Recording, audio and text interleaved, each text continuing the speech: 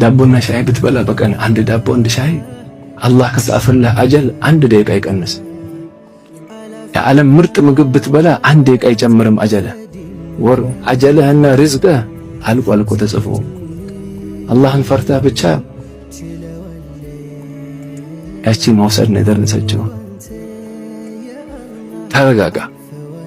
ያንተ የሆነውን ወላህ ወተላህ ወቢላህ ያንተ የሆነውን ሪዝቅ ከአንተ ሌላ ማንም አይወስደው። ደከማ ብትሆን 24 ሰዓት ብትሰራ ያንተ ያልሆነው ሪዝቅ ወላሂ አይመጣም። ይሄ የቂን ከሌለ 1 ዓመት ኹሩጅ በጣም ከዛ ችግር አለበት ውስጥ ላይ ታውቃላችሁ። ቀብር ከፈን ይሰርቅ የነበረ ሰው አሁን መስረቁ ነው የሚገርመው። ድፍረቱ ነው የገረመኝ እኔ ከመስረቁ። እኛ መቅበር እንፈራለን፣ ሌሊት ሄደ ከፈን መስረቅ ላኢላሃ ኢላላህ። አልሐምዱሊላህ ዘመናችን ላይ ሽፍታዎችም አደብ አድርገዋል ማለት ነው። ሰለላሁ ከዛ ተውባ አረገ፣ ወደ አላህ ተመልሶ ደርስ ያሐድር ነበር ሼኹ ጋር። ጠየቀ እንዴት ነው አሉት። ጠየቁ ስለ ሐያቱ ሲጠየቅ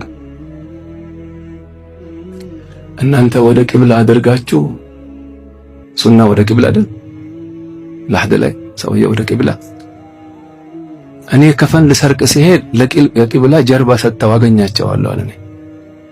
ሼኹ አለቀሱና እነዚህ አላህን በሪዝቅ የሚጠረጥሩ ሰዎች ናቸው አሉ። ደርስ ላይ የሚያጅበው እኮ ሌላ ነገር አይደለም። እናት ማህፀን ውስጥ እያለን ፈሳሽ እያለህ እኮ አላህ አልረሳህም። ማግኘት አትችል፣ መዋጥ አትችል። በእምብርት በኩል እንደዛ እያገለበጠ አላህ ያ ሁሉ አኑሮ አልተማርክ። እግርህ መራመድ አይችል፣ እጅህ መንካት አይችል። ያ ሁሉ በድክመት አውጥቶ በእግር ስትሄድ ማን ይረዝቀኛል? ማን ይረዘቀህ? እዛ ውስጥ ማን ለዚህ ረዘቀክ?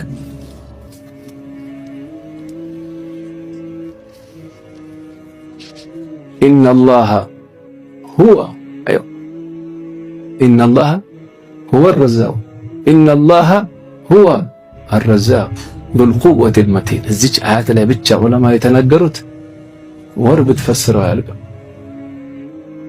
ኢነ ሐርፍ ተውኪድ ወነስብ እኮ ነው ነሕው ላይ። ሁወ ሲመጣም እዚህ ጋር ስር አለ።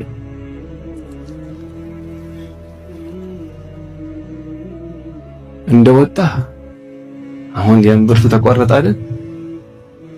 ማን ነገሮት ነው የጡት ወተት እንዲፈስ ያደረገው? ከአላህ ሌላ ማን አለ? መጥባት ማን አስተማረ? ማን አስተማረ መጥባት? አላህ። አዲ 2 ዓመት ጠብተህ በእግርህ መሄድ ስትጀምር ማን ይረዝቀኛል? አታፍርም? እነዚህ ናቸው አሉ ሼኹ አላህን በርዝቅ የሚጠረጥሩ።